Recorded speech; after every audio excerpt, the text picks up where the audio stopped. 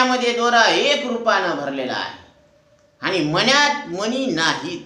तसं जागृतीचा एक मणी आहे, सुषुप्तीचा एक मणी आहे, बालपणाचा एक मणी आहे आणि त्या मण्यामध्ये चैतन्य दोऱ्यासारखं कसं आहे, ओतप्रोत भरलेलं आहे, अखंड आहे.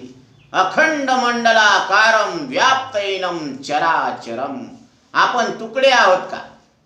शरीर धडधड 6 तुकडे, 2 हात, 2 पाय, 1 मुंडकं, पाठ, पोट आणि श्वासाचे मिनिटाला 15 आहे आणि अनंत बुद्धीचे तरंग क्षणा पालटती रंग करू जाता संग तव तव होयती बाधक. म्हणून अनंत विचार आहेत. त्याच्यातले कोणते विचार आपण आहोत का? सगळ्या विचाराला जाणून आपण त्याच्याहून वेगळेच आहोत. निर्विचार चैतन्य. सगळ्या श्वासांच्या क्रियेला जाणून आपण निष्क्रिय चैतन्य आहोत आणि ह्या आकारवान